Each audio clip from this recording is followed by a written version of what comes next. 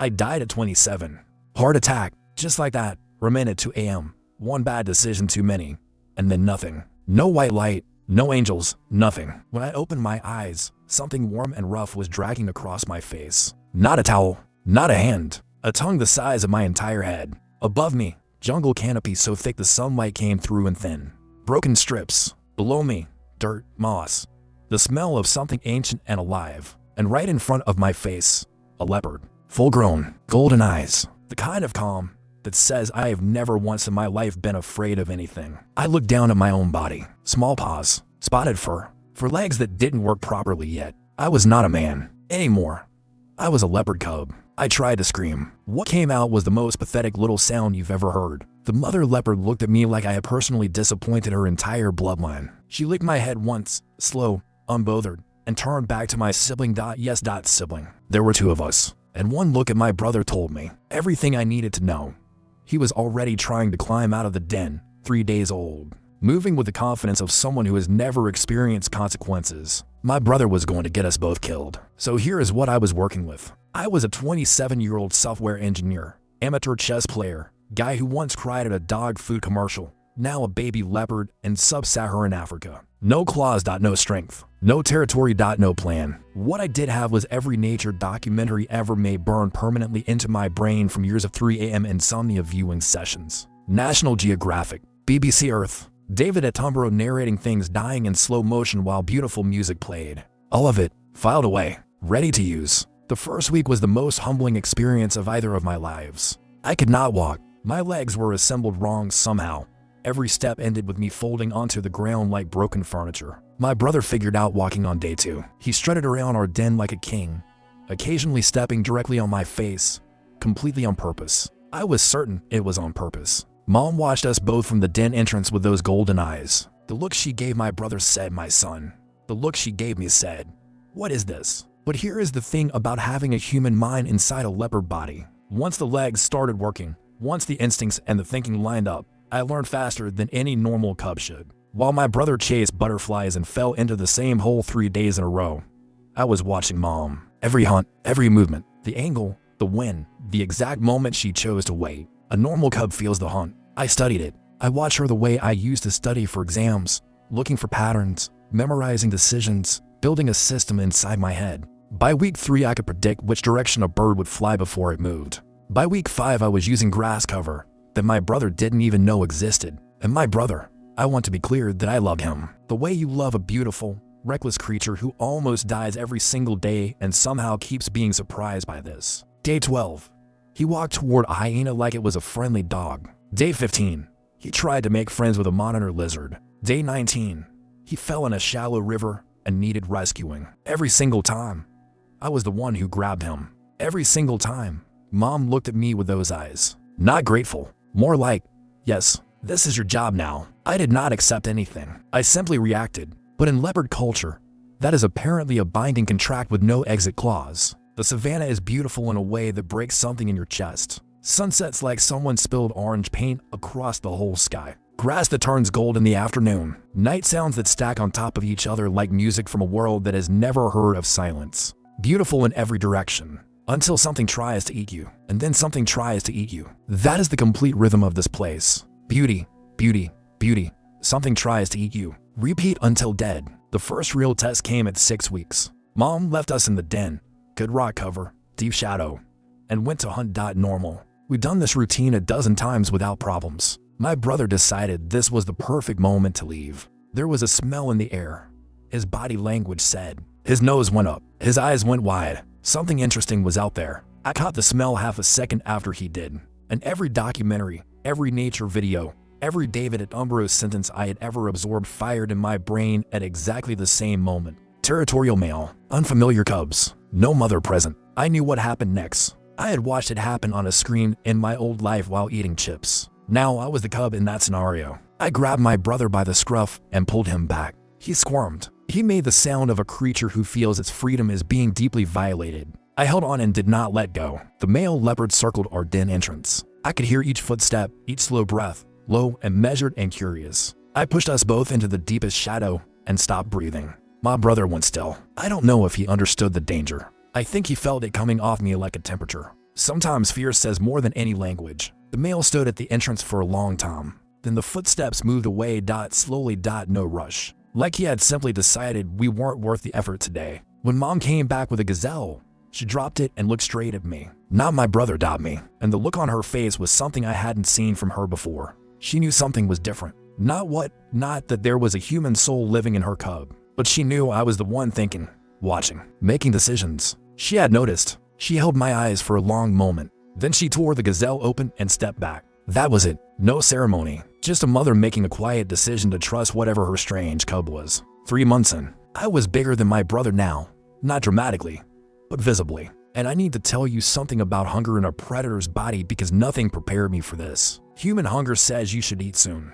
Leopard hunger is a physical force that starts behind your eyes and runs down to your claws. It sorts the world into 2 categories, food and not food. The first time, Mom gave us real meat, not milk, actual raw meat. Something happened in my body I don't have words for. Warmth spreading outward from my stomach like a door swinging open inside me. After that, I healed faster than my brother. My night vision sharpened. I could hold completely still for longer than felt physically possible. Something was building in me beyond normal development. I didn't know what it was yet. I just felt it sitting there, underneath everything, getting heavier every week, waiting for the right moment to show itself. My first solo hunt happened for months. A hare, small, fast, nothing impressive as prey. But what I did to catch it was not normal cub behavior. Not even close. I watched the hare's movement patterns for 20 minutes before I moved. I found its escape route, always left, toward the big acacia. I put myself where it was going to be, not where it was. When it bolted, I was already there. It ran directly into me. I didn't chase it. I didn't sprint. I just waited in the right place because I had done the math 20 minutes earlier. It didn't feel like instinct. It felt exactly like chess. And in my previous life, I had been decent at chess. Turns out the transfers. I brought the hare back. My brother stared at it, then at me, then back at it. Then he left to get his own. He came back 2 hours later, nothing caught, covered in scratches, and ate half of mine while I wasn't watching. But something had shifted. On the way back from that hunt, I crossed a scent marking at the edge of our territory, old but still readable. This land had an owner, and that owner was not my mother. I memorized that smell the way I used to memorize important passwords. In this life, information wasn't stored on a server. Information was stored in my body, and my body remembered everything now. Month 5, the thing I had been waiting for, the thing every documentary had been quietly preparing me for, announced itself through the trees. A sound that didn't belong, not a roar, something lower, a statement, the sound of something declaring its presence to the entire forest without raising its voice, because it didn't need to. Mom froze. Every hair on her body lifted at once. She moved in front of us without a single thought, pure reflex, and the expression on her face stopped my blood cold. My mother, who had never shown fear for anything, not once in the months I had watched her, was afraid. Real fear, the kind that lives in the body before the brain catches up. I pressed against my brother. For the first time in his life, he didn't move, didn't squirm, didn't make a sound. Even he understood that something was wrong with this moment. Through the trees, something moved big and hurried, walking with the absolute certainty of something that has never once considered the possibility of losing. Not to anything, not ever. We ran, all 3 of us. Mom herded us forward without looking back, moving faster than I had ever seen her move. I filed every detail away. The smell, the sound, the shadow through the trees. I already knew that running doesn't make a threat disappear. Running just means you face it later, when you're stronger, or it finds you anyway, on its own schedule, when you're not ready. I chose later. I chose stronger. Starting tomorrow, I would train harder than any leopard cub in the history of this forest. Whatever was out there, I was going to be ready for it. Not today, but one day, I was going to stop running. And on that day, everything in this forest was going to understand exactly who I was. If you woke up tomorrow as a leopard cub, would you hide and wait, or go straight after the biggest thing in the forest? Drop it in the comments. I read every single one. Training started the next morning. Before Mom was awake, before my brother had opened his eyes, I was already outside running the perimeter of our territory. Not playing, not exploring, running with purpose. The same route, same pace, pushing until my legs burned and then pushing past it because burning meant growing. I had one advantage over every other predator in this forest. I knew exactly what I was building toward. I had watched the finished product on 100 documentary screens. A fully grown leopard can drag a carcass heavier than itself up a vertical tree, can leap 3 meters from a standing position. I had seen both. I knew what was possible, which meant I knew exactly how far I still had to go. And the only way to close the gap was repetition. Same movements, every single day. No exceptions and no rest days. My brother watched me from the den entrance with the expression of someone watching a person voluntarily run into a wall. He did not join me. He went back to sleep. That was fine. I wasn't training for him. I was training for whatever had moved through those trees the night Mom went rigid. For the scent markers sitting at our border. I was training because I had been a soft-handed software engineer in my previous life and I had died at 27 eating bad noodles. I was not going out like that again. By the end of week 1, my legs stopped burning at the point where they used to stop. So I ran further. Week 2, I added sprints, explosive bursts, full speed, stop, repeat. And then I noticed something around week 3. The warmth I had felt the first time I ate real meat. That deep spreading heat from the stomach outward.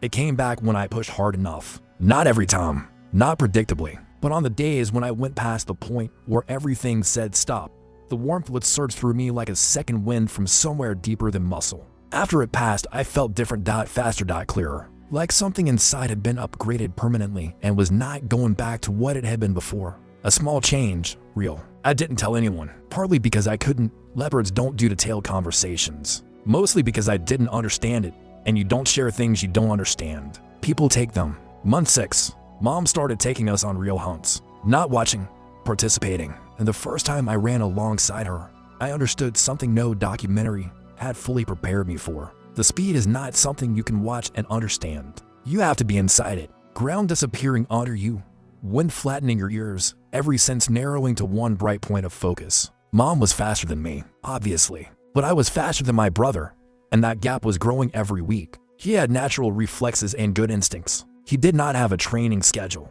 The first hunt where Mom let me take the lead, I was so focused on executing correctly that I forgot to breathe for 15 seconds. I came back gasping, standing over a small impala. Mom watched from 10 meters away. She didn't look impressed. She looked like someone checking items off a list. First solo hunt, completed. Moving on to next item. That was fine. I wasn't hunting for her approval. I was hunting because 3 months from now I would need to feed myself without her, and I intended to be very good at it by then. My brother's first lead hunt ended with him chasing a warthog into a bush, catching a tusk in the shoulder, and limping back with an expression of pure betrayal. The warthog had not cooperated. I cleaned his wound without saying anything. He let me do it, which told me he was hurting more than he was showing. Usually he performed fine for at least an hour after any injury. That night I lay in the den listening to the forest. I had gotten good at reading the sounds, small prey, other predators, when moving through the wrong kind of grass. Underneath all of it, at the edges of our territory, something that didn't fit. Not a sound, a weight in the air, the same feeling from the night Mom had gone rigid. Closer now. I didn't wake Mom. I cataloged the details, direction, distance, movement pattern, whatever this was.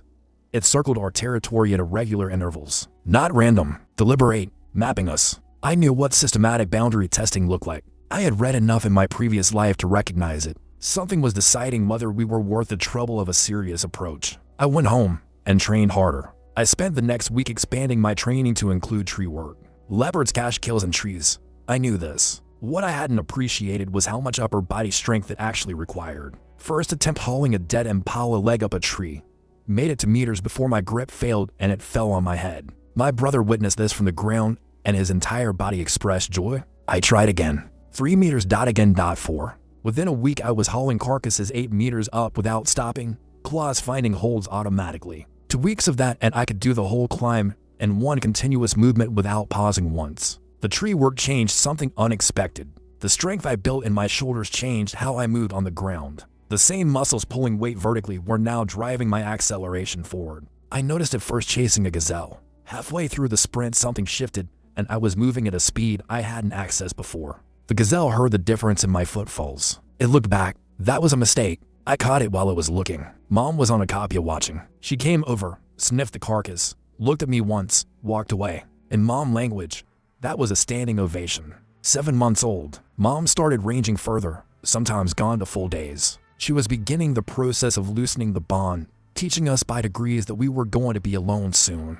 My brother responded by becoming noisier and more demanding when she was present. He followed every step, pressed against her side, and communicated with impressive clarity that he was not ready. I used her absences differently. Every time she left, I went somewhere new. A different ridge, a different waterway, a sector of territory I hadn't mapped yet. Building a complete picture in my head. Every tree, every rock formation, every hidden gully. Every place where prey gathered, where water collected after rain, where shadows were deep enough to disappear into at midday. This territory was going to be mine to survive in. I intended to know every centimeter of it before the day arrived and Mom's patience ran out for good. It was on one of these solo explorations that I found the boundary markers again. The scent I had filed away months before, except now there were 3 of them, fresher, tighter together. Something was compressing its claim, moving markers inward, taking space that used to be buffer zone and converting it into contested ground. This was not maintenance. This was a statement. I followed the marker line as far as I dared. The scent was male, fully adult, large, older than before, or maybe just more confident. Scent changes when an animal stops being careful. This was an animal that had stopped being careful. Month 8, the incident with the hyenas. I was working through the eastern sector, broken rock and low scrub, ideal ambush ground, when I smelled them before I heard them. 3 hyenas following a blood trail toward my cache kill. In my previous life, I would have called my reaction irritation. In this body, with 8 months of leopard instinct beneath the thinking, it was something more immediate and territorial than that. The rational move, let them take the cache, avoid a 3-on-1 confrontation. Find new prey tomorrow, easy as sensible, the correct choice by any reasonable calculation. I went up the tree first, ate a third of the remaining carcass fast, then positioned myself on the branch directly above the approach path, and waited for the lead hyena to arrive. When it looked up at me, I dropped from 4 meters, not onto the hyena, onto the carcass. Claws extended, full weight, and a sound that used every piece of chest and throat I had. The hyena stumbled backward. The other two froze, a moment where everyone was making calculations simultaneously, and nobody was sure how the math was going to come out. I had never done this before. I surprised even myself. But I held the posture, weight forward, tail low, full eye contact, and kept the sound coming until they finished their calculation.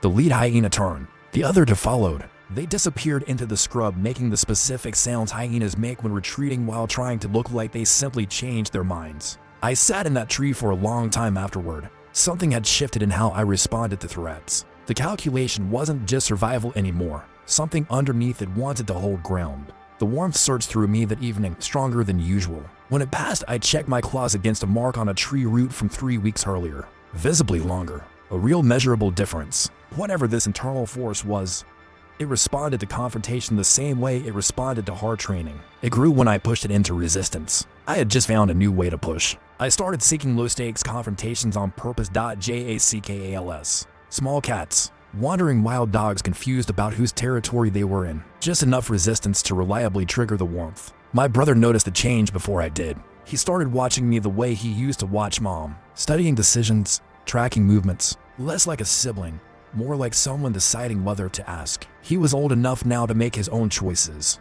I wasn't going to drag him toward anything. If he wanted what I was building, he was going to have to decide it for himself and then show up for it. 9 months old, Mom came home one evening with a long gash across her left shoulder. Already clotted but deep. Something had been fast enough and strong enough to catch her guard down. She cleaned it herself. Laid down. Did not make a sound about it. My mother treated a serious wound the way most creatures treat a mild inconvenience. This was either admirable or alarming. I watched her for 3 days. The wound healed. Leopards heal fast.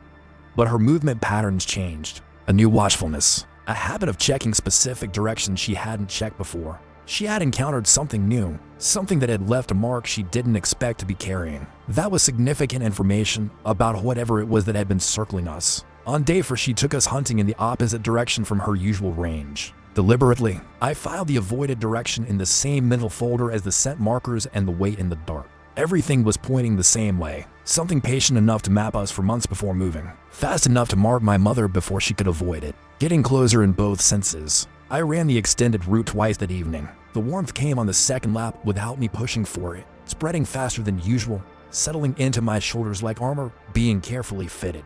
9 months old, 40 kilograms. A fully grown female leopard weighs 60. 11 months before Mom would stop tolerating my presence. I needed to close a 20-kilogram gap in 11 months. I ran the math the way I used to run project timelines in my previous life. Clear goal, known constraints, required rate of progress. Uncomfortable numbers, not impossible numbers. Uncomfortable but not impossible had been the summary of everything in both my lives. At least this one had better scenery. My brother came out to train with me the next morning. No announcement, no conversation. He just appeared at the perimeter when I started my first run and fell in beside me without a word. I didn't slow down. I didn't acknowledge it. I kept my exact pace and let him decide whether he was keeping up or he wasn't. He kept up. We ran the full circuit without a word. He watched my first sprint and matched it on the second. His form was rawer than mine. More instinct, less calculation. But the effort was real. Afterward in the shade, lying flat and breathing hard, he looked at me with those gold eyes and something passed between us that didn't need any kind of language at all. He had decided. He was in fine. Two leopards training together could cover territory a single one couldn't. Two sets of eyes at the boundary meant the things circling us would have a harder time doing it unseen. And if confrontation came, which everything pointed toward, eventually, two was better than one. Even if one of those two had spent his first 6 months trying to befriend monitor lizards. That night I lay at the den entrance and looked at the tree line where the weight lived in the dark. Patient, consistent, still circling, still not crossing. I looked back at it without moving and thought in the way this body allowed, not quite in words, more in directions and intentions. A clear signal sent into the dark toward whatever was out there. Come when you're ready. I'll be here waiting, and I'll be heavier than I am right now. Considerably heavier. 10 months old, and the thing that had been circling us for months finally made its first real move. I smelled it before dawn, that specific weight in the air, but closer than it had ever been.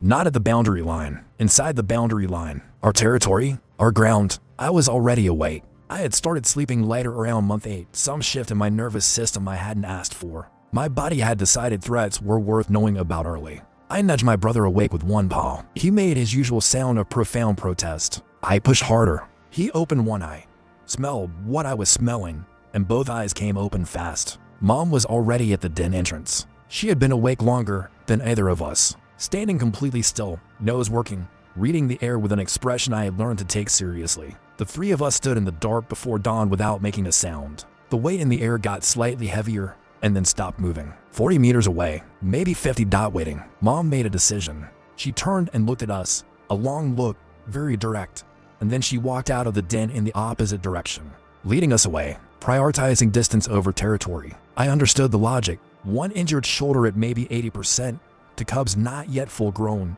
and something in the dark that had already left a mark on her once. Not a fight we could win. We moved fast and quiet through the pre-dawn dark, Mom choosing a route that kept us in cover. 3 kilometers in 20 minutes. The weight in the air faded behind us and did not follow. When we stopped, Mom looked back at the direction we had come from for a long time. Then she looked at me, then at my brother. Not fear, not reassurance, more like an accounting of where things stood. She was adding things up. She had been doing it for a while. I thought I knew what the conclusion was going to be. 3 days later, she led us somewhere I had never been. Far eastern edge, a rocky escarpment above a seasonal river, still holding water. Dense cover, multiple exit routes, high ground. She spent days marking trees, checking approaches, reading the air from high points. This was not a hunt, not a patrol. This was preparation of a completely different kind. On the third morning, she cached a large impala high near the escarpment. She lay down below it and looked at us with that same expression from the day she first tore Gazelle open and stepped back.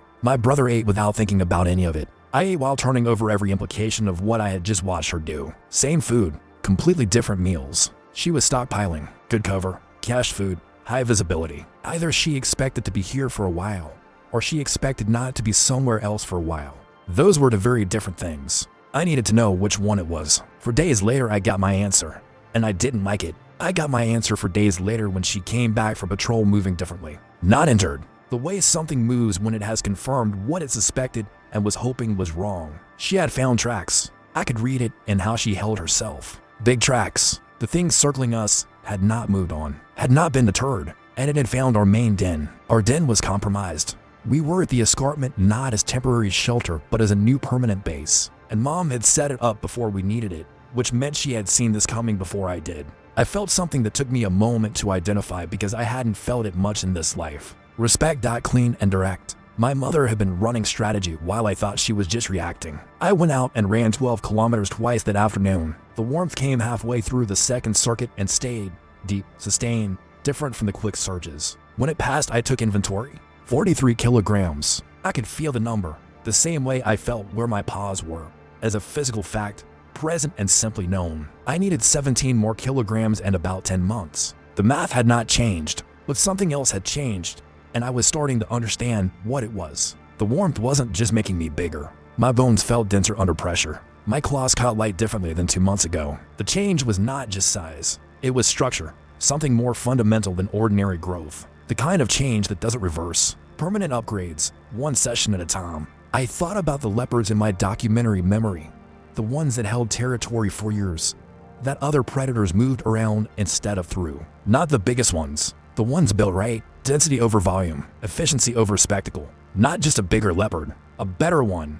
Built from the inside out. The kind that other predators move around instead of through. My brother had trained 3 straight weeks and the change was real and visible. Leaner. Faster off the start. He had stopped falling into the same hole twice, which I considered significant growth. He still led with excitement before calculation, committing before reading the situation fully. But instinct at his level, properly directed, was a real asset. I was learning to direct it. We hunted together as a coordinated pair for the first time on what I still thought of as a Tuesday. Human habits refused to fully dissolve, apparently, even inside a leopard body. My brother drove a herd of Thompson's gazelle toward a rocky outcropping, where I was flat in the grass at the far end of their only escape route. His job, noise and pressure. My job, the endpoint. He overcommitted, came in too fast, spooked them early.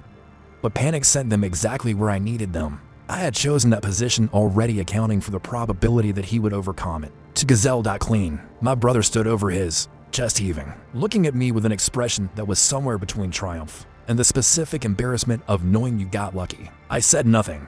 He had done his part. That was what mattered. Precision comes with repetition, and he knew it, which was more than could be said for his first 6 months of existence. That evening eating at the escarpment together, something between the 3 of us felt different. More equal, less mother and cubs. Something without a clean name in either of my languages. Mom watched us eat and she ate last, which she never used to do. I filed that observation in the same folder as everything else I had been quietly collecting about her. 11 months old. My first real confrontation with another leopard, and everything I thought I knew about how it would go turned out to be half right at best. Not the circling presence, still out there, still patient, still not crossing. Something different. A young male, newly dispersed from his mother's territory, moving through the eastern edge of ours. I smelled him from 200 meters. No scent mark yet, either passing through or undecided. Dispersing young males are the most unpredictable thing in the bush. They run entirely on unprocessed adrenaline and the desperation of having nowhere. That belongs to them. I had read about this, watched it on screens. I knew the theory. Meet early. Show confidence. Make the cost of staying feel higher than the cost of leaving. Simple in theory. Theory and practice had a gap between them. Standing in an eastern boundary at 11 months old, I was about to find out exactly how wide the gap was. When I found him at the eastern boundary, he was bigger than me, 5, maybe 6 kilograms. He smelled me the moment I stepped into his sightline. 1 second where we both stood there running the same silent calculation. He was bigger. We both knew it. The question was what either of us would do with that information. He was bigger than me. He knew it. I could see him doing the same calculation I was doing and arriving at what he thought was the same answer. He held my gaze. Then he took the steps forward. Slow, deliberate, establishing what he thought the answer was. Theory said, hold ground, posture, make noise, resolve without contact. A young dispersing male near his own size will usually back down if the resident holds firm. Theory is confident right up until it is standing in front of something larger than expected. Then it gets very quiet very fast. The warmth surged without warning, faster and harder than ever before. Get to chest to shoulders in under a second. When it settled, I felt 20% heavier. I had not moved at all. Whatever had been building in me for months had apparently found the exact trigger it was designed for. And it didn't wait for permission. The young male stopped walking. He could feel it, whatever it was. I don't know what I looked like from the outside. From the inside, it felt like the air had changed temperature. Like something very old and completely serious had decided to be present. In the specific patch of grass, right now, through me. He held still for a long moment. Then he took 1 step back, then another. The math had changed and he knew it. I let out a sound that started low and built, not aggressive, not a challenge. More like a statement of what was. A simple declaration of where the line was and who was standing on the side of it. He turned and walked into the tree line without looking back. Steady, not running, preserving what dignity or retreat allows. I didn't chase him. He carried the information he needed. I stood at the boundary a long time afterward. The warmth had come without me initiating it. I had been pushing it for months, and now it was responding to the right triggers on its own. That was new. It changed every calculation I had been running. The warmth was no longer something I triggered. It was starting to decide for itself. When I got back to the escarpment, My brother looked at me and immediately knew something had happened. He circled me once, nose working, reading whatever I was carrying back from that encounter. He sat down and looked at me with those gold eyes for a long moment. Then he made a sound, low, acknowledging, that landed somewhere between "you changed" and "I noticed and I'm paying attention." I lay down beside him and let the warmth settle out. The escarpment caught the last evening light and the river caught it back. For a moment, just light and water, simple and clear. Then Mom came back from patrol moving fast. The simple moment ended the way simple moments always end in this forest, without warning and with bad news attached. She carried something in her jaw, not prey. A piece of bark, freshly stripped, carrying a scent I knew immediately. A fresh marking from the circling presence, much closer than before. The patience was ending. The three of us sat on the high ground and looked out at the territory as dark came in from the east. Same ground, different weight to it now. I thought about the boundary, the warmth moving without me calling it, the other leopard stepping back without contact. Whatever I was becoming, it was happening faster now. The process had shifted into a higher phase. I hadn't asked it to. I couldn't ask it to stop even if I wanted to. I didn't want it to stop. I wanted it faster. Whatever was out there mapping us, it wasn't going to respond to theory or walk away preserving its dignity. Something with that much patience doesn't start moving until it's ready to finish everything at once. It had a plan. Across the lifetimes of watching predator behavior, I knew what methodical preparation looked like. It was not circling because it was unsure. It was circling because it was building towards something specific. And it was not finished yet. To lifetimes of watching predators gave me enough to recognize this. It was not circling out of uncertainty. It was circling because it was not done preparing. Which meant I had a window, shrinking. The only thing that mattered inside it was getting heavier, getting faster, and getting the warmth to respond more reliably on demand. 12 months old in 3 weeks. A full year in this body. In my previous life, a year was time. In this life, it was a unit of growth, measured not in days, but in what those days had built. I ran my assessment honestly. Capabilities, above normal for this age. A known ceiling. Threats, one confirmed and escalating, possibly others I hadn't identified yet. Resources, one mother, one brother, one internal force I didn't fully understand, and 11 months of accumulated knowledge about every kilometer of this ground. Not bad, not good enough. Getting there faster than this forest expected, faster than I had planned when I first started those pre-dawn circuits. I ran one last circuit before sleeping that night. Cold air, clear sky, grass smelling like rain was coming sometime before morning. Pushed hard, warmth came fast, and when I stopped at the highest ridge and looked out at everything below me, something settled. A quiet decision. The kind that doesn't need announcing. The kind you make once and then just start living from. This was mine. Not yet in the eyes of the forest. Not yet in any way another predator would recognize. But the decision was made. The claim filed internally, which is where all claims begin. The thing circling us for months finally had a name. I found it out by getting close enough to read the evidence myself, and immediately wishing I hadn't done that. It was a male leopard. Old, not ancient, but seasoned in a way that strips every movement down to exactly what it needs to be. Nothing wasted, nothing performed. He was bigger than anything I had seen. Bigger than Mom. Bigger than the young male I had faced at the boundary. My estimate from track depth and stride, north of 90 kilograms. For context, I weighed 46. A large male leopard's ceiling was 80. This animal was above that ceiling. Something had made him into more than what he should have been. I stood at the edge of his most recent marking site and ran the math. Then I went home and did not sleep. I worked the problem from multiple angles, testing every assumption. Here is what I had. One very large male leopard narrowing his approach to our territory over months. Clear pattern of observation before action. Patience that looked like planning. Here is what I didn't have. Any explanation for why us. Territory was available in other directions. He had chosen this approach specifically. Being chosen here was not a compliment. 12 months old the following morning. I marked it by running 17 kilometers, full pace for the last 5. When the warmth came, it came differently than it ever had before. Not a surge, not a wave. Something slower and more complete, like a tide coming in. It spread through every part of me simultaneously, and when it finished I sat in the grass and breathed. Not a surge, not a wave. Something slower, like a tide coming in, not a wave breaking. It spread everywhere at once, and when it finished I sat in the grass and just breathed. 48 kilograms. I felt the number shift with complete clarity. Weight wasn't the thing that mattered anymore. The structure under the weight was what had changed permanently. I tested it that afternoon, found a dry hardwood trunk near the river, and put my claws into solid wood. They went through it like it wasn't there.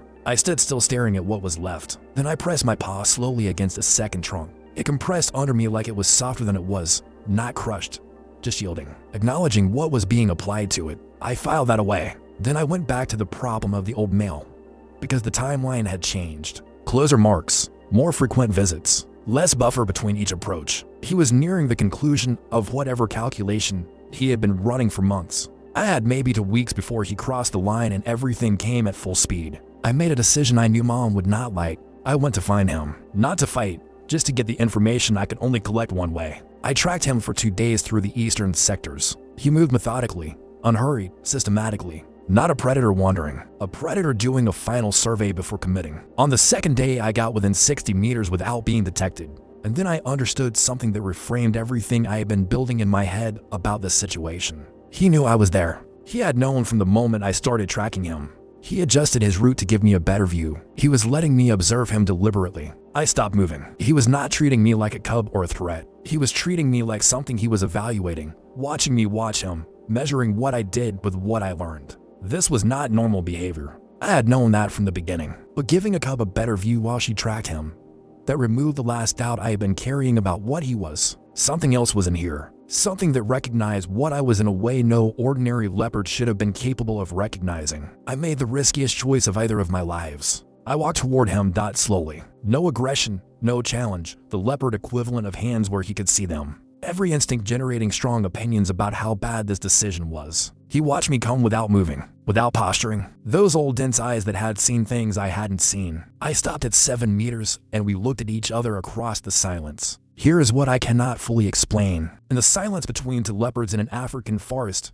7 meters apart, with the wind in the grass, I understood something without language. He was not here to take territory. He was here because something was coming. Something larger than territory disputes. Something he had encountered before in another forest and survived. He had been moving toward survivors ever since, circling each one for months, until he was completely certain. He found what he recognized here. He circled it until he was sure. He was not the threat. He was the warning. I held his gaze for a long time before doing the thing no subordinate leopard does voluntarily in front of a dominant male. I turned my back on him and walked away at a normal pace, taking my time, making it completely clear I was leaving because I had what I came for, not for any other reason. Behind me, no movement, no sound. The correct response from something that understood exactly what had just been communicated in that 7 meter silence between us. I got back to the escarpment as the last light was going. Mom looked at me for a long time, reading my scent, my posture, whatever the 2 days had written on me. She knew where I had been. She couldn't know what had happened there,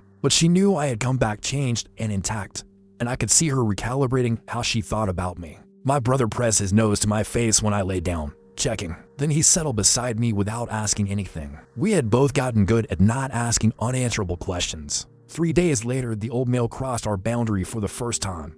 He walked in slowly in the early morning, marking trees as he came, not aggressively, just announcing presence. Mom went rigid the moment she smelled it. She moved in front of us and everything in her prepared for the confrontation. That every instinct she had was telling her was coming. The confrontation didn't come. The old male walked to the escarpment clearing and stopped. Up close he was enormous, 90+ kilograms refined into a version the base model hadn't accounted for. The confrontation didn't come. The old male stopped at the edge of the clearing. Up close he was enormous, 90+ kilograms refined into a version of leopard the base model hadn't accounted for. He looked at the 3 of us without posturing. Then he sat down, calm, unhurried, like this was exactly where he had planned to be when he started circling us months ago. Mom held her position for a long time, but he just sat there radiating the calm of something that has absolutely no need to demonstrate its capability. Slowly, reluctantly, her posture eased. Mom held her position for a long time, but he just sat there with the calm of something that has no need to demonstrate capability. Slowly, reluctantly, her posture began to ease. My brother looked at me. I looked at the old male. He looked at me. Something passed between us that I filed under things I cannot explain, but will not dismiss as nothing. I walked forward 3 steps. Mom made a sharp sound behind me. Warning, refusal, alarm. I stopped, looked back at her. Those gold eyes that had been deciding things for me since day 3. This was not her decision anymore. I held her gaze until she understood that. It took a long time, and she did not like a single moment of it. I walked forward and sat down for meters from the old male. Morning light moved through the trees. The river below made its sounds. My brother came and sat beside me without being asked. Mom settled at the edge of the clearing. She was not pleased. She was present. For that particular morning, Present was enough. Mom settled at the edge of the clearing. She was not pleased. She was present. For that particular morning, in that particular situation, present was enough. The old male looked at us, at me specifically, for a long time. Then he let out a sound, low and resonant, landing somewhere between acknowledgement and here is what you need to hear. I didn't understand everything. I understood enough to know that something was coming to this forest that wasn't in any catalog of normal threats a leopard needed to account for. Something that moved through territories leaving dead zones. Something the old male had run from once, in another forest, in another time, and had spent the years since preparing to face. He had circled us for months because he was deciding whether what he recognized in me from a distance was real enough to matter. Apparently the answer he arrived at was yes. The warmth moved through me, quiet and deep, no trigger, no effort, just present, confirming something I had suspected for a while but hadn't yet said to myself out loud. I looked out at the territory below the escarpment and thought about what was coming, about what it would take to stand in front of it rather than run from it the way he had run the first time. I looked out at the territory below and thought about what was coming, about what it would take to stand in front of it rather than run from it the way he had run the first time. I thought about whether two leopards, one old male, and one internal force without a name yet added up to enough. The honest answer was, not yet. But not yet was different from no. Not yet had a direction. Not yet was what I had been working from since the first morning I ran the perimeter before dawn while my brother slept. The forest had been deciding what I was for 12 months. I had been building for 12 months. And I was not done building, not even close to done. The old male stayed. He moved through our territory with a parallel presence that meant something without needing a name, another set of eyes at the boundaries. Another body that could hold ground. The old male stayed. He moved through our territory with a parallel presence. Another set of eyes at the boundaries. Another body that could hold ground if ground needed to be held. My brother trained harder after that, watching me sit down for meters from 90 kilograms of unknown intent had reorganized something fundamental in his understanding of possible. Sometimes the right information does in one morning what 100 training sessions couldn't. He had that information now. He was clearly using it. Good. We needed everything reorganized. I ran 20 kilometers at night. The warmth came at kilometer 16 and stayed. Quieter now. More integrated. Less like something happening to me and more like something I simply was. I ran 20 kilometers at night. The warmth came at kilometer 16 and stayed. Quieter now. More integrated. Less like something happening to me and more like something I was. 50 kilograms. I noted the number and kept moving. The number was not the point. The point was what the number represented and what it was still in the process of becoming. Whatever was coming would arrive on its own timeline. No regard for whether any of us were ready. That was how things operating at that level worked. I intended to be ready anyway, not because I was certain I could win. I had been in this world long enough to know certainty was not available at any price. Not in this body, not in this forest, not in this second life. Not because I was certain I could win. I had been in this world long enough to know that certainty was not available at any price. Not in this body, not in this forest. But because I had died at 27 eating bad noodles, having done nothing particular with the time I had. I was not going to waste a second life hiding and hoping the problem would pass. I had a human mind and a body exceeding its design specs. A brother who showed up when he didn't have to. A mother running strategy the entire time I thought she was just reacting. I had a human mind and a body exceeding its specifications. A brother who showed up when he didn't have to. A mother running strategy the entire time I thought she was just reacting. I had an old male with information I hadn't finished extracting. And I had the warmth. Whatever it was, wherever it came from. Whatever ceiling it had that I still hadn't found. That was my team. Not ideal. Not sufficient yet. But getting there faster than anything in this forest had been. Designed to account for and moving faster every single week. I looked down at the territory below and felt the claim settle deeper. Not a declaration. Not a performance. Just a fact becoming more factual with every week that passed. This was mine. I was its. Everything coming. Let it come. I was 12 months old, 50 kilograms, and I had no ceiling I had found yet. I had barely started. The forest could keep deciding what I was for as long as it wanted. I already knew. And every morning I woke up before dawn and ran the perimeter. I knew it a little more.